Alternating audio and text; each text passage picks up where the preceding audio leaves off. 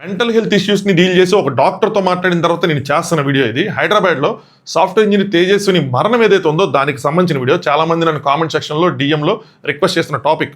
So ఎవరి తేజస్విని, ఇందులో కొన్ని కన్సర్న్స్ ఉన్నాయి, మనం డీటెయిల్గా మాట్లాడుకుందాం. హాయ్ ఫ్రెండ్స్, నా పేరు Anand, welcome to Anand views. ఈ విషయం గురించి నేను తెలుసుకుంటున్నప్పుడు నాకు కొన్ని క్వశ్చన్స్ వచ్చినాయి. నాకనే కాదు, మీరు కూడా దీని గురించి తెలుసుకున్నప్పుడు మీకు కొన్ని క్వశ్చన్స్ ఉంటాయి. చాలా మందికి ఇందులో క్వశ్చన్స్ ఉంటాయి. అయితే ఇప్పుడు ఈ మాట ఒకళ్ళిద్దరు కనిపిస్తూ ఉంటుంది. అరే ప్రతి ఒక్కడు జర్నలిస్టే, ప్రతి ఒక్కడు పోలీసే, ప్రతి ఒక్కడు ఇన్వెస్టిగేషన్ చేసిన, ప్రతి ఒక్కడికి క్వశ్చన్స్ అని చెప్పి తప్పలేదు. బట్ భయ్యా, ఇది మనం జెన్యున్గా వచ్చే కన్సర్న్సే. ఇక్కడ మ్యాటర్ ఎవరిలో తప్పు పట్టడమో, ఏదో తప్పు జరిగిందని చెప్పడమో కాదు. ఇవి కూడా కన్సిడర్ చేస్తుంటే ఇంకా మనకి కొద్దిగా క్లారిటీ ఉండేదేమో అని చెప్పడం మాత్రమే. సరే, ఏంటి అంటే తేజస్విని ఒక సాఫ్ట్వేర్ ఇంజనీర్, 25 సంవత్సరాల వయసు. ఆవిడ ఎన్ఐటి వరంగల్లో చదువుకున్నారు. సో అల్లటప్ప ఇంజనీరింగ్ కాలేజ్, మంచి కాలేజ్లో ఆవిడకి ఒక మంచి జాబ్. బెంగళూరులో ఒక ఏఐ డొమైన్ బ్యాక్డ్రాప్లో మంచి జాబ్ చేస్తున్నారు. ఆవిడ పర్ మంత్ శాలరీ వచ్చేప్పటికి అరౌండ్ 2.5 lakhs. అయితే ఇక్కడ వరకు బాగానే ఉంది. అయితే ఇక్కడ ఆవిడకి 2 కన్సర్న్స్ ఉన్నాయి. ఒకటి పర్సనల్ కన్సర్న్, ఇంకోటి ప్రొఫెషనల్గా ప్రాబ్లం ఉంది. ఏంట్రా పర్సనల్ ప్రాబ్లం అంటే, మదర్ అండ్ ఫాదర్ మధ్యలో కొన్ని డిస్ప్యూట్స్ ఉన్నాయి. సో అమ్మ నాన్నలు ఇద్దరు కలిసి ఉండట్లేదు, వాళ్ళు కొన్ని ప్రాబ్లమ్స్ అనేవి వాళ్ళు సపరేట్గా ఉంటున్నారు. నాన్నగారేమో వైజాగ్లో ఉంటున్నారు, ఆయన స్టీల్ ప్లాంట్ ఎంప్లాయీ. అమ్మగారేమో హైదరాబాద్లో ఉంటున్నారు. బేసిక్గా వీళ్ళ నేటివ్ వచ్చేపాటికి విజయనగరం జిల్లా. అయితే అదొక కన్సర్న్. అయితే ఈవిడ జాబ్లో కూడా ఈవిడ కొన్ని ప్రొఫెషనల్గా కూడా కొన్ని ప్రాబ్లమ్స్ ఉన్నాయి. మరి స్ట్రెస్ ఎక్కువైందా, అక్కడ ఏం జరిగింది అన్నది ఎగ్జాక్ట్గా తెలియదు, కానీ అక్కడ జాబ్ మాత్రం మానేశారు. ఇప్పుడు 2.5 లక్షలు పర్ మంత్ సంపాదించే జాబ్లో మోస్ట్లీ చాలామంది ఆ స్ట్రెస్ అనేది తీసుకోగలుగుతారు, బట్ తీసుకోలేకపోయిన సిచ్యువేషన్స్ కూడా ఉంటాయి. అయితే ఇది పర్సనల్గా కూడా ఎఫెక్ట్ అయ్యి కూడా ఉండొచ్చు. ఇది మనం మళ్ళీ మాట్లాడదాం. అయితే ఈ జాబ్ వదిలేసి వైజాగ్ వెళ్ళిపోయారు. వైజాగ్ తర్వాత నుంచి ఆవిడ హైదరాబాద్లో ఉంటున్న వాళ్ళ అమ్మగారి దగ్గరికి వెళ్ళారు.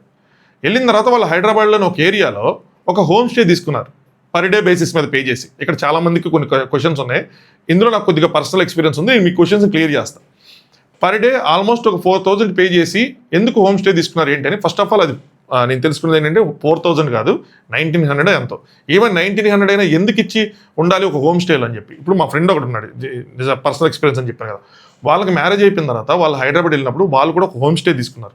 వాళ్ళు ఏం రెంట్కి తీసుకోవాలి. వాళ్ళ ప్లాన్ ఏంటంటే హౌస్ కొనుక్కుందాం, డైరెక్ట్గా అందులోకి షిఫ్ట్ అవుతుందని చెప్పి ఆల్మోస్ట్ ఒక 2 to 2.5 months వాళ్ళు హోమ్ స్టేలో ఉన్నారు. హోమ్ స్టేలో ఎందుకు ఉన్నారా అంటే, ఇప్పుడు హౌస్ ఎందుకు రెంట్కి తీసుకోలేదు అంటే, హౌస్ రెంట్కి తీసుకుంటే సామాన్లన్నీ ఆ హౌస్కి తగ్గట్టు కొనుక్కోవాలి, సరేనా. తర్వాత ఇల్లు కొంటే మళ్ళీ అవన్నీ అందులోకి షిఫ్ట్ చేసుకోవాలి. ఇంకోటి ఏంటంటే ఇక్కడ 2-3 నెలల అడ్వాన్స్ ఇవ్వాలి. పెద్ద తతంగం. హోమ్ స్టేలో ఏంటంటే మనకి బేసిక్ వస్తువులతో హోమ్ ఇచ్చేస్తారు. అంటే ఫ్రిడ్జ్, ఒక టీవీ, చిన్న వాషింగ్ మిషన్, ఒక రైస్ కుక్కరు, ఒక ఎలక్ట్రిక్ స్టవ్, లేదంటే గ్యాస్ స్టవ్, బేసిక్ కమ్యూనిటీస్ అన్నీ ఉంటాయి. సో మనం వెళ్ళి ప్రశాంతంగా అక్కడ స్టే చేయటమే. ఈవెన్ క్లీనింగ్ కూడా వాళ్ళే చేసుకుంటారు. అది 1,500 ఇవ్వనండి, 1,900 ఇవ్వనండి. సో వాళ్ళ ప్లాన్ కూడా సంథింగ్ ఇది అయ్యి ఉండొచ్చు. సో ఇందులో పెద్ద మనం ఆశ్చర్యపోయి భూతద్దం పెట్టి చూడాల్సిన ఇదేం లేదు, సరేనా. Point number 1. పాయింట్ నెంబర్ 2, ఇంకొక కన్సర్న్ ఏంటంటే, ఆ ఇంట్లోనే అదే హౌస్, అదే బిల్డింగ్లో పైన ఏదో లాడ్జ్ నడుపుతున్నారు అదే అని చెప్పి. నేను తెలుసుకుంటే ఏంటంటే అక్కడ లాడ్జ్ ఏం లేదు, హోమ్ స్టేనే. అది కూడా హోమ్ స్టేనే. ఒక 2 floors నాకు తెలిసి వాళ్ళు హోమ్ స్టే నడుపుతున్నారు. ఇది చాలా జనరల్గా జరిగేది. దీనికి ఇలా నడపచ్చా, దీనికి పర్మిషన్స్ ఉన్నాయా లేదంటే సెకండరీ, ఆ డిస్ప్యూట్లోకి నేను వెళ్ళట్లా. ఇప్పుడు మీ ఉన్న ఏరియాలో కూడా 1-2 హోమ్స్ని వాళ్ళు హోమ్ స్టేస్ కింద నడుపుతారు. 1-2 ఫ్లోర్స్ని అపార్ట్మెంట్లో కూడా చాలామంది అపార్ట్మెంట్స్లో కూడా 1-2 వాటిని హోమ్ స్టేస్ కింద నడుపుతారు. అది ఎంటైర్లీ డిపెండ్స్ ఆన్ అపార్ట్మెంట్లో ఉన్న వాళ్ళ మీద డిపెండ్ అయి ఉంటుంది, సరేనా. సో అందులోకి మనం వెళ్ళొద్దు. సో హోమ్ స్టేస్ అవి. అయితే ఏం జరిగింది, వీళ్ళు హోమ్ స్టేలో ఎందుకున్నారు అంటే, నాకు ఎందుకు మా ఫ్రెండ్తో కనెక్ట్ అయిందంటే వీళ్ళది కూడా అదే ప్యాటర్న్ అదే వాళ్ళ ఆలోచన కూడా అదే అనుకుంటున్నా. శుక్రవారం జూలై 17వ తారీఖు పగలు తేజస్విని ఆమె తల్లి ఇద్దరు కలిసి మియాపూర్లోని ఒక 2 BHK ఫ్లాట్ కొనడానికి చూసి వెళ్ళొచ్చారంట. So same thing. సో అందుకోసం అని చెప్పి వాళ్ళు అద్దెకి తీసుకోలేదు. ఏ ఇల్లు ఫ్లాట్ కొనుక్కుందాం. బేసిక్గా ఈ సాఫ్ట్వేర్ ఇంజనీర్స్ ప్లాన్ అంతా ఎలా ఉంటుందంటే, అద్దెకి తీసుకొని ఒక 20,000 25,000 అద్దె కట్టే బదులు మన దగ్గర ఏదైనా డబ్బులు ఉంటే అది బేసిక్ అమౌంట్ కట్టేసి అద్దె కట్టే డబ్బులతో ఈఎంఐ కట్టేసుకుంటే, ఒక 20 సంవత్సరాలు 30 సంవత్సరాలు ఈఎంఐ కట్టేసుకుంటే ఆ ఫ్లాట్ మన సొంతం అయింది కదా అని ఆలోచన ఉంటుంది. బేసిక్గా ఉండే ఆలోచన చాలామందికి. తినకు కూడా ఇలాంటి ఆలోచన ఉండొచ్చు. మరి జాబ్ రిజైన్ చేసేసింది కదా, మరి అమౌంట్ కట్టాలి కదా అంటే, తిన అకౌంట్లో ఆల్మోస్ట్ ఒక 20 lakhs ఎంత ఉన్నాయంటే. ఇది కూడా పెద్ద ఆశ్చర్యపోవాల్సిన అవసరం లేదు. అమ్మాయి పర్ మంత్ 2.5 lakhs సంపాదిస్తుంది కాబట్టి ఆ అమ్మాయి అకౌంట్లో 20 లక్షలు 30 లక్షలు ఉండడం అనేది పెద్ద విషయం కాదు. మేబీ ఆ అమౌంట్ని ఆవిడ కట్టేసి దాని తర్వాత ఎలాగో టాలెంటెడ్ పర్సన్ కాబట్టి ఇంకో జాబ్ తెచ్చుకొని రెంట్ కట్టే బదులు ఆ డబ్బులతో ఈఎంఐ కట్టేసుకొని, సో అందుకోసమే అక్కడ బెంగళూరు నుంచి మానేయడానికి ఇది ఒక రీజన్ కూడా అయ్యి ఉండొచ్చు. జాబ్ లొకేషన్ షిఫ్ట్ అవడానికి హైదరాబాద్లో జాబ్ తెచ్చుకుందాం, ఇలా ఏదైనా చేద్దామని అనుకొని ఉండొచ్చు. ఇవన్నీ అనుకోవటాలి. అయితే ఇక్కడ వీళ్ళిద్దరూ శుక్రవారం అదే రోజు రాత్రి తల్లి కూతురుల మధ్యలో ఇల్లు మారే విషయంలో వాగ్వాదం జరిగింది, గొడవ జరిగింది. సో మేబీ మదర్ ఏమో ఎందుకు ఇప్పుడు మనం ఇలాంటి పొజిషన్లో ఇల్లు కొంటాం, అద్దెకుందాము అని అనుకుని ఉండొచ్చు. లేదు అద్దె కట్టే బదులు ఇలా ఈఎంఐ కట్టుకోవచ్చని తిను వీళ్ళిద్దరి మధ్యలో ఒక గొడవ అనేది జరిగి ఉండొచ్చు. ఆల్రెడీ మెంటల్గా వాళ్ళ ఫాదర్ మదర్ విడిపోయి ఉన్నారు. ఇప్పుడు ఇది ఒక ఆర్గ్యుమెంట్. ఈ 2 పాయింట్లు గుర్తుంచుకోండి. అయితే తర్వాత గొడవ అయిన తర్వాత వాళ్ళిద్దరు వేరు గదుల్లో, డబుల్ బెడ్రూమ్ ఫ్లాట్ అనుకుంటే అది వేరు గదుల్లో పడుకున్నారు. అయితే గత కొన్ని నెలలుగా తేజస్వి విపరీతమైన పీడకలు వస్తున్నాయని, నిద్రలో భయంతో కేకలు వేస్తుందని చెప్పి తల్లి చెప్పారు. సో ఈవిడికి మెంటల్ హెల్త్ ఇష్యూస్ ఉన్నాయా అంటే, ఇక్కడ వీళ్ళు చెప్తున్న మాటల ప్రకారం, మదర్ చెప్పిన మాటల ప్రకారం తీసుకుంటే మెంటల్ హెల్త్ ఇష్యూస్ ఉన్నాయి. మెంటల్ హెల్త్ ఇష్యూ ఉన్న వాళ్ళు మార్నింగ్ పూట అలా చక్కగా తిరిగేసి నైట్ పూట బాగానే మాట్లాడి, లేదంటే వర్క్ చేసుకుంటే ఎన్ని రోజులు ఎలా ఉంటారు, అలాంటి క్వశ్చన్లు కొన్ని వస్తాయి మనందరికీ మామూలుగా. అయితే నేను మాట్లాడిన డాక్టర్తో ఆయన ఏం చెప్పారంటే, మెంటల్ హెల్త్ అంటే చాలా రకాలు. ట్రామా, యాంగ్జైటీ, 2-3 సైకాటిక్ డిజార్డర్స్, 2-3 ఇంకా పేర్లు తిరగని పదాలు కూడా చెప్పారు. చాలా వెరైటీస్ ఉంటాయి. అయితే అలా ఉన్న వాళ్ళందరూ ఎప్పుడు కంటిన్యూస్గా జోన్ అవుట్ అయిపోయి ఉండిపోరు, కంటిన్యూస్గా ఆ ట్రామాని ఫీల్ అవ్వరు, కంటిన్యూస్గా యాంగ్జైటీని ఫీల్ అవ్వరు. వాళ్ళకి కొన్ని ట్రిగ్గర్ అవుతాయి, కొన్ని ట్రిగ్గరింగ్ పాయింట్స్ ఉంటాయి. ఆ పాయింట్స్ వచ్చినప్పుడు వాళ్ళల్లో ఉన్న డిజార్డర్స్ ఏవైతే ఉన్నాయో అవి బయటపడతాయి. ఇప్పుడు యాంగ్జైటీ ఉందనుకోండి ఎవరికైనా, సంథింగ్ ఆ యాంగ్జైటీ కాజ్ అవడానికి ఒక రూట్ కాజ్ ఉంటుంది. దానికి రిలేటెడ్ ఏదైనా విన్నా, వచ్చినా, కనిపించినా వెంటనే యాంగ్జైటీ వస్తుంది వాళ్ళకి. అలాంటి ఇష్యూస్ అలా ఉంటాయి. సో మెంటల్ హెల్త్ అన్నది మన ఫిజికల్ హెల్త్ ఎలాగైతే ఉంటుందో మెంటల్ హెల్త్ అన్నది కూడా అలాంటిదే. ఫిజికల్ హెల్త్నైనా మనం ఐడెంటిఫై చేసుకుని ట్రీట్మెంట్ చేయించుకోగలం, కానీ మెంటల్ హెల్త్ ఉన్న వాటితో చాలా కష్టం. ఏం చెప్పాలంటే దీన్ని చాలామంది పిచ్ అని అలా అని అనుకుంటారు, కానీ ఇది కూడా సమ్ డిసీజే, పెద్ద డిసీజ్ కాదు, some disease which is curable. కాకపోతే ఏంటంటే దాన్ని ఇన్ టైంలో దాన్ని ఐడెంటిఫై చేసి ప్రాపర్ ట్రీట్మెంట్ తీసుకోవాలి. అది కౌన్సిలింగా లేదంటే మెడికేషనా ఏంటనేది అది సెకండరీ. సో ఇది పిచ్ అని కాదు. అయితే ఈవిడికి నాకు అర్థమైంది ఏంటంటే, ఇది మొత్తం గోత్రు చేసిన తర్వాత మెంటల్ హెల్త్ ఇష్యూస్ రిలేటెడ్ అయితే కొన్ని ఉన్నాయి, కానీ దానికి సంబంధించిన వాటిని ఐడెంటిఫై చేసి డాక్టర్ దగ్గర తీసుకెళ్ళటం, చూపించుకోవటం అది జరగలేదేమో అనిపించింది. జనరల్గా ఏంటంటే మనం పెరిగిన వాతావరణానికి మనకేమైనా మెంటల్ హెల్త్ ఇష్యూస్ ఉంటే మన ఇంట్లో ఎవరు యాక్సెప్ట్ చేయరు. మనం వెళ్ళి డిప్రెషన్ అన్నాం అనుకో, గోమే పగలగొట్టి డిప్రెషన్ లేదు వెళ్ళు దేవుడు దండం పెట్టుకొని విభూది రాసుకొని పడుకో అని చెప్తారు సింపుల్గా. మన ఇంట్లో జరిగేది అదే. కానీ సాఫ్ట్వేర్ జాబులు చేసేవాళ్ళు వీళ్ళందరూ చాలామంది ఈ స్ట్రెస్ వల్ల వాటి వల్ల మెంటల్ హెల్త్ ఇష్యూస్ అనేవి గోత్రు చేస్తారు. చాలామంది వాటిని రికగ్నైజ్ చేయలేరు. కొంతమందికి ఓవర్ ద టైం వాటంతట అవే తగ్గిపోతాయి, కొంతమంది ఈ చనిపోవటాలు లాంటివి చేస్తూ ఉంటారు. మీరు ఎప్పుడైనా ఆలోచించండి, జాబ్ చేయలేక చనిపోయే కేటగిరీ ఉంటే సాఫ్ట్వేర్ ఇంజనీర్ కేటగిరీ. చాలామంది చనిపోతారు, ఆటో వాళ్ళు, రిక్షా వాళ్ళు, వ్యాపారం చేసేవాళ్ళు ఎవరైనా సరే చనిపోతారు. కానీ వాళ్ళకి డిఫరెంట్ ఇష్యూస్ ఉంటాయి, డిఫరెంట్ కాజెస్ ఉంటాయి. కానీ వీళ్ళు మాత్రం పర్టికులర్గా చాలామంది జాబ్ చేయలేక పని ఒత్తిడితో చనిపోయే వాళ్ళు ఉంటారు. ఎందుకంటే వీళ్ళ బాడీ అలసటకు గురవదు, వీళ్ళ మైండ్ అలసటకు గురవుతుంది. ఎప్పుడైనా సరే వర్క్ లైఫ్ బ్యాలెన్స్ అని చెప్పి సాఫ్ట్వేర్ ఇంజనీర్ల కోసం ఎందుకు మాట్లాడుకుంటారంటే ఇది ఒక మెయిన్ రీజన్. ఈ యోగాలు, మెడిటేషన్లు ఇవన్నీ ఏంటంటే వాళ్ళని కామ్ డౌన్ చేయడానికి. కొన్ని దాంట్లో చాలా స్ట్రెస్ ఉంటుంది. రీసెంట్గా మీరు ఇది కూడా వింటుంటారు, టెక్ మహీంద్రా ఎంప్లాయీ ఒక ఆవిడ్ని బ్రేక్స్ కూడా ఇవ్వట్లేదని లీవ్ తీసుకుంటే జాబ్లోని తీసారని చెప్పి.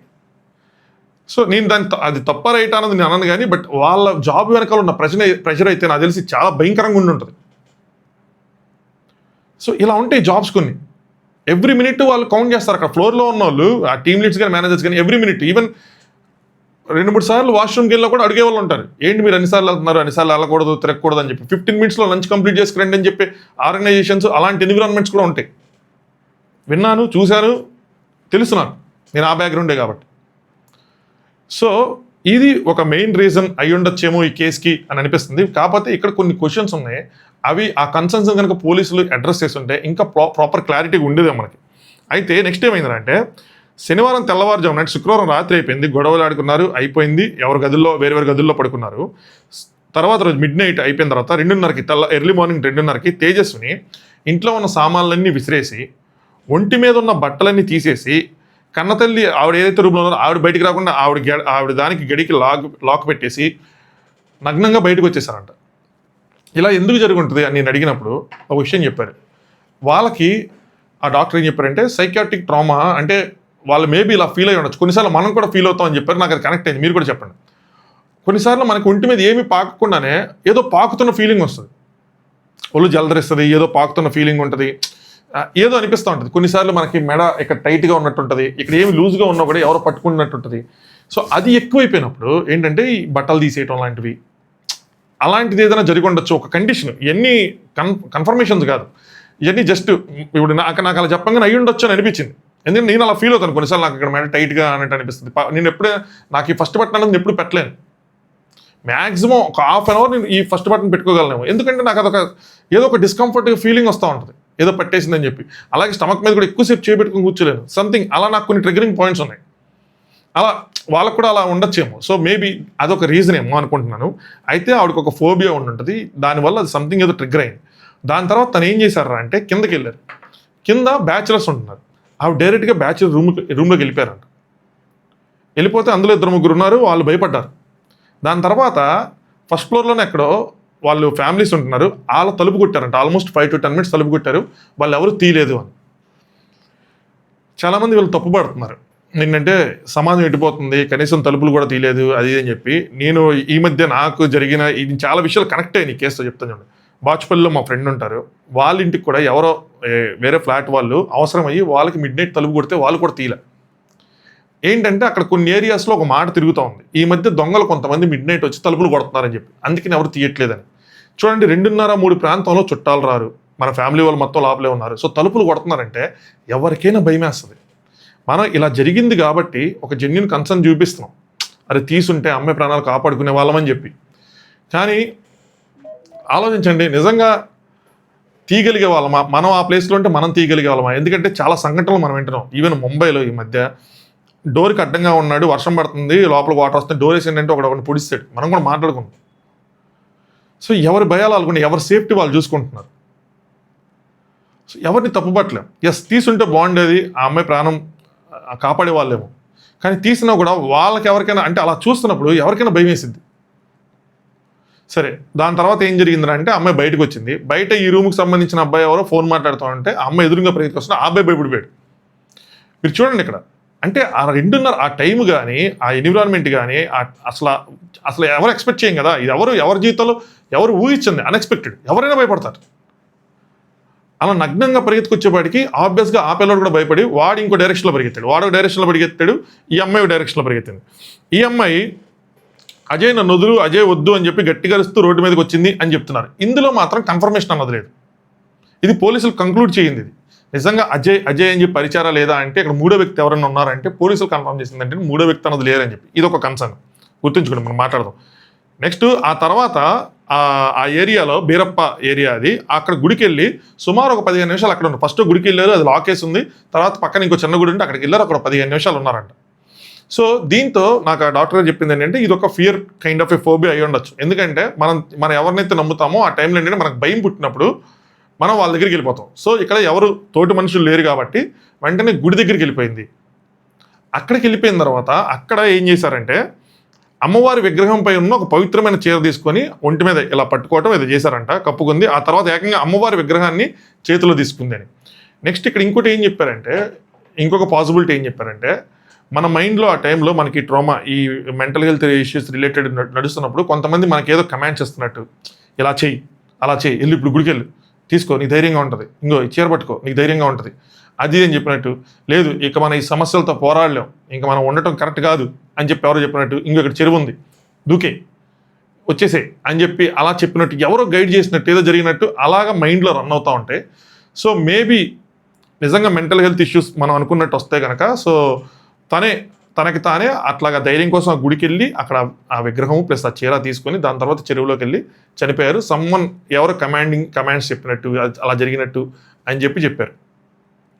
అయితే ఇది జరిగిన తర్వాత పోలీసులు, ఇది ఏం జరిగింది, ఉదయం 4:15 గుడి సిబ్బంది ఎవరో వచ్చి మల్లయ్య అంట చూసేపాటికి విగ్రహం లేదు, చీర లేదు ఏంటని చెప్పి సీసీటీవీ ఫుటేజ్ చెక్ చేస్తే విషయం తెలిసింది. వెంటనే పోలీసులు పిలిపించారు. తీరా చూస్తేనేమో ఆ చెరువులో చూస్తేనేమో ఆ అమ్మాయి బాడీ దొరికింది. అయితే అప్పటికి వాళ్ళ మమ్మీ ఎవరైతే లాక్ చేసి ఉన్నారో ఆవిడ తలుపులు బాధంటూ చుట్టుపక్కల ఉన్న వాళ్ళు వచ్చి తలుపులు తీశారంట. మీ అమ్మాయి ఎందుకండి ఇలాగంటే, ఎవరైనా అడిగితే ఆవిడ ఏం చెప్పిద్ది, ఎందుకు ఇలా పరిగెత్తింది అంటే ఆవిడ వాళ్ళ మీద సీరియస్ అయిపోయారంట. అయితే పోలీసులు వచ్చి డిఆర్ఎఫ్ బృందాలతో మొత్తం ఎతికినప్పుడు తన బాడీ దొరికిందని చెప్పారు. విగ్రహం అయితే దొరకలేదు. సో మల్టిపుల్ రీజన్స్ అంటే శుద్ర పూజలు అని అని చెప్తారు, కానీ వాటికి కంక్లూజివ్ ఎవిడెన్స్ ఏం లేదు. కానీ మేజర్గా మెంటల్ హెల్త్ ఇష్యూస్ అని చెప్పి పోలీసులు కంక్లూడ్ చేశారు. అయితే ఇక్కడ కొన్ని క్వశ్చన్స్ ఉన్నాయి. ఫస్ట్ క్వశ్చన్ ఏంటంటే,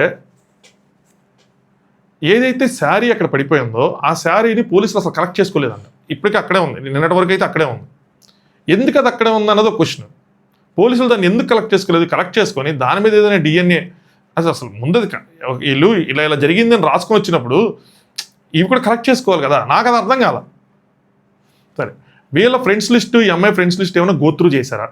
అజయ్ అని ఎవరైనా ఉన్నారా ఏంటి? దాని గురించి కూడా ఎటువంటి ఇన్ఫర్మేషన్ లేదు. మేబీ కలెక్ట్ చేస్తుంటే ఐఎమ్ సారీ, బట్ ఇన్ఫర్మేషన్ అయితే లేదు, పబ్లిక్ డొమైన్లో లేదు. థర్డ్ థింగ్, జాబ్ చేసే లొకేషన్కి వెళ్ళి అక్కడ అసలు ఏం జరిగింది, ఎందుకు జాబ్ వదిలేశారు, తన ఫ్రెండ్స్ ఎవరు రూమ్లో ఉన్నారు, ఆ రూమ్లో తను ఎలా బిహేవ్ చేశారు ఏంటి అని చెప్పి ఆయన ఇన్ఫర్మేషన్ తెలుసుకున్నారా? దానికి సంబంధించిన పబ్లిక్ డొమైన్ తెలుసుకుంటే నాకు తెలియదు, కానీ ఇన్ఫర్మేషన్ అయితే లేదు. నెక్స్ట్, చిన్నప్పటి నుంచి తను పెరిగినప్పుడు అంటే ఇది డాక్టర్ గారి పాయింట్ ఆఫ్ వ్యూ కూడా ఏంటంటే, మేబీ తన మీద పాస్ట్లో నాట్ ఓన్లీ ఏదైతే మన కంటికి కనిపిస్తున్న ఇష్యూలే కాకుండా కంటికి కనిపించింది, ఎవరికి తెలియంది, మేబీ వాళ్ళ ఫ్రెండ్స్కి తెలిసిందో ఇంకోటో తనకు మాత్రం తెలిసిందో ఏదో ఒకటి తన మీద తనకి ఎఫెక్ట్ అయ్యేలా ఏదో జరిగి ఉండొచ్చు. అదొక ఫోబియాకి రీజన్ అయి ఉండొచ్చు అని చెప్పి. సో మేబీ వాళ్ళ ఫ్రెండ్స్తో కానీ వాళ్ళు ఉంటున్న ఏరియా, చదువుతున్న కాలేజీలో ఉన్న ఫ్రెండ్స్, క్లాస్మేట్స్ వాళ్ళందరితో మాట్లాడి ఉంటే ఇంకా మనకి బెటర్గా క్లారిటీస్ వచ్చేవేమో.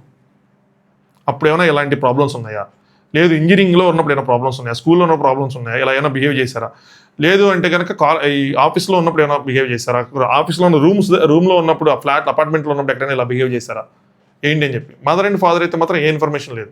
ఆ ఫియర్ ఫోబియా ఏదో ఉందని చెప్పి వాళ్ళ మదర్ ఏదో చెప్పారు అంతే. సో ఎప్పుడు భయపడతా ఉంటుందని చెప్పి వాళ్ళ ఫాదర్ అయితే నాకేం తెలియదండి. వాళ్ళు చాలా క్యాజువల్గా ఉన్నట్టు అనిపించింది నాకు. అంటే స్టేట్మెంట్స్ ఏంటి వాళ్ళు చూసినవి కాదు, స్టేట్మెంట్స్ ఏంటి చదివితే మాత్రం చాలా క్యాజువల్గా ఉన్నారని అనిపించింది. సో వీళ్ళ సైడ్ నుంచి ఏమైనా ఉందా? Just it's not like mental health issue అని చెప్పి ఆబ్వియస్లీ ఇక్కడ ఏదో అమ్మాయి మీద జరిగిందని కాదు, తనే చనిపోయింది, కానీ రీజన్స్ ఏంటన్నది ప్రాపర్గా కంక్లూడ్ చేయలేదేమో అని అనిపించింది. ఏమో తెలిస్తే ఏమో మనకి ఫర్దర్గా నాకు తెలియదు, కానీ ఈ రోజు వరకు అయితే మాత్రం ఒక మెంటల్ హెల్త్ ఇష్యూస్తో అమ్మాయి చనిపోయింది అన్న విధంగానే ఉంది తప్పితే, పబ్లిక్ డొమైన్లో ఇన్ఫర్మేషన్ చెప్తున్నా అన్నది ఉంది తప్పితే, అంతకు మించి ఏమైనా ఫైండింగ్స్ ఫర్దర్గా మనం మాట్లాడుకున్న లాంటి ఫైండింగ్స్ మాత్రం ఎక్కడ కనిపించలేదు. జాబ్ ఎందుకు మానేశారు, జాబ్లో ప్రెషర్ అంత వచ్చిందా, లేదంటే అక్కడ వర్క్ ఎన్విరాన్మెంట్లో ఏదైనా జరిగిందా, అక్కడ స్టే చేస్తున్నప్పుడు అక్కడేమైనా జరిగిందా, కాలేజ్ డేస్లో ఏమైనా ట్రామా ఉందా, మధ్యలో ఇంకేమైనా జరిగిందా, అలాంటిది ఏదైనా చిన్నప్పుడు స్కూల్లో ఏదైనా జరిగిందా, అలాంటివి ఏవైనా ఫ్రెండ్స్, కొలీగ్స్ అందరినీ ఎంక్వైరీ చేస్తుంటే మనకి ఇంకా మోర్ క్లారిటీ ఇంకా దొరికేదేమో ఈ కేసులో పోలీసులకు కానీ ఎవరికి కానీ. చెప్పే కదా, వాళ్ళని తప్పు పట్టడం అన్నది కాదు, మేబీ వాళ్ళు చూసి తెలుసుకొని మనకి ఇన్ఫర్మేషన్ కూడా లేకపోయి ఉండొచ్చు, మనం కూడా రాంగ్ అయ్యి ఉండొచ్చు, నేను కూడా రాంగ్ అయ్యి ఉండొచ్చు, మనం ఇన్ ద సెన్స్ నేను రాంగ్ అయ్యి ఉండొచ్చు. బట్ నేనేంటి గోత్రు చేస్తా నాకు అనిపించింది ఇది ప్యూర్లీ మెంటల్ హెల్తే అన్నది ఒక కంక్లూజివ్ పాయింట్, 80% 90% కంక్లూజివ్ పాయింట్. ఎందుకంటే ఆ బిహేవియర్ కానీ ఏది కానీ సో డాక్టర్తో మాట్లాడినప్పుడు ఆయన చెప్పిన దాని ప్రకారం మ్యాచ్ అవుతుంది. బట్ ఎందుకు కాజ్ అయింది అన్నది క్లారిటీ మిస్ అవుతున్న పాయింట్. ఎందుకు అలా జరిగింది అన్నది జస్ట్ ఒక రోజులో ట్రిగ్గర్ అయింది కదా, ఆయన కూడా ఇప్పుడు ఇది జస్ట్ ఒక రోజులో వచ్చింది కాదు, సంథింగ్ ఏదో ఎప్పుడో ఏదో జరిగింది, దాని నుంచి ట్రిగ్గర్ అయిన ఎపిసోడ్స్ ఇలా ఇంతకుముందు పాస్ట్లో కూడా జరిగి ఉండొచ్చు, బట్ ఈ రేంజ్ జరిగి ఉండలేదు, ఇక్కడ జరిగినాయి. సో శుద్ర పూజలు ఎన్ని నాన్ సెన్స్ థియరీస్ అన్నట్టు, అంటే సైన్స్ నమ్ముతాం కాబట్టి మనం సైన్స్ స్టూడెంట్స్ కాబట్టి, సో వాటిని పక్కన పెట్టేస్తే 80% 90% ఆయన కూడా బిలీవ్ చేస్తుంది ఏంటంటే మెంటల్ హెల్త్ రిలేటెడే. బట్ ఎందుకు కాజ్ అయింది అన్నదే మిస్ అవుతున్న కనెక్షన్ పాయింట్ అనమాట. సో కొద్దిగా ఇంకొంచెం డీటెయిల్గా వెళ్ళి ఉంటే బాగుండేదేమో అన్నది, పోలీసులు కానీ ఎవరు కానీ డీటెయిల్గా వెళ్ళి ఇన్ఫర్మేషన్ గ్యాదర్ చేస్తుంటే బాగుండేది. మీడియా కూడా చాలా యాక్సెస్ ఉంటుంది, వాళ్ళ దగ్గర రిసోర్స్ ఉంటాయి కాబట్టి వాళ్ళని కొంచెం ఇన్డెప్త్గా ఇన్వెస్టిగేట్ చేసి వాళ్ళ లొకేషన్కి వెళ్ళి, జాబ్ లొకేషన్కి వెళ్ళి ఎన్ని తెలుసుకోవటం ఎన్ని చేస్తుంటే బాగుండేదేమో కదా. సరే, anyway these are my findings అనమాట. ఈ కేసులో ఏం జరిగింది ఏంటి అని చెప్పి చాలామంది అడిగారు. So this is it. Video me opinions కూడా కామెంట్ చేయండి. కొత్తగా చూసే వాళ్ళు ఎవరైనా ఉంటే సబ్స్క్రైబ్ చేసుకోండి. బెటర్ రీచ్ కోసం వీడియో లైక్ చేయండి. Thanks for watching. Anand news.